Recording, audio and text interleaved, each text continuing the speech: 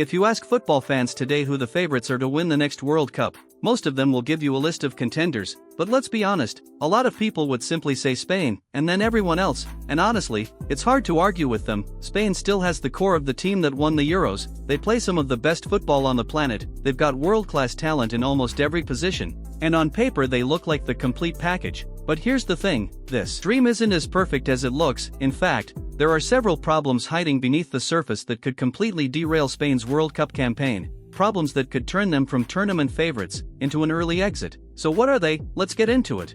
Rodri isn't the same player. During the Euros, Rodri was unbelievable. He controlled games, dictated the tempo, protected the defense, and looked almost untouchable. His performances were so good that people were seriously debating whether he was one of the greatest defensive midfielders ever. That's how dominant he was. But then came the nightmare, the ACL injury, an injury that wiped out an entire season. Yes, Rodri is still a fantastic player. Yes, he's still better than most midfielders in the world, but if you've watched him since returning, you know something is missing: the explosiveness, the physical dominance, that extra gear. And that's a huge problem because tactically, Rodri is the most important player in this Spain team. When Rodri struggles, Spain struggles. It's that simple.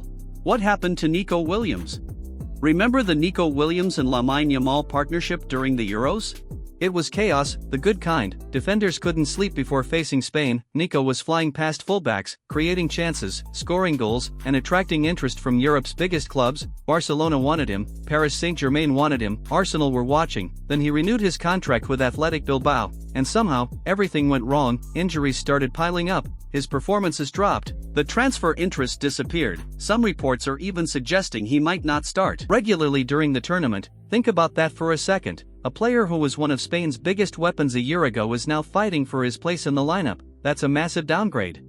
The Lamine Yamal problem. Now let's talk about the player the entire football world is waiting to watch, Lamine Yamal, the superstar, the wonder kid, the guy who could realistically win the Ballon d'Or if Spain wins the World Cup, and that's exactly why Spain should be worried. Because Lamine isn't entering the tournament at 100%, he's dealing with injury concerns and won't be fully available from the start. Now ask yourself this: if Spain's biggest game changer isn't fully fit, who carries the attack? Who creates magic out of nothing?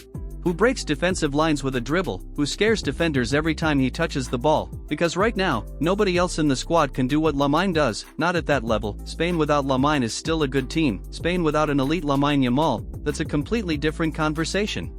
Then there's the goalkeeper situation, and this one is weird. Spain manager Luis de la Fuente is a fantastic coach, but he's also incredibly loyal to players he trusts, sometimes, maybe too loyal. One of those players is Unai Simon. During the Euros, Simon was excellent. Since then? Not so much. His form has dropped, mistakes have increased, and fans are starting to get nervous, especially because sitting on the bench are two outstanding alternatives, David Raya, Joan Garcia. One is among the best goalkeepers in England, the other has been one of the best goalkeepers in Spain. Both are excellent with the ball at their feet, both are great in one-on-one situations, both are reliable under pressure. So why stick with Simone no matter what? Maybe the coach is right, maybe Simone will have a brilliant tournament, or maybe one costly mistake sends Spain home. That's the gamble.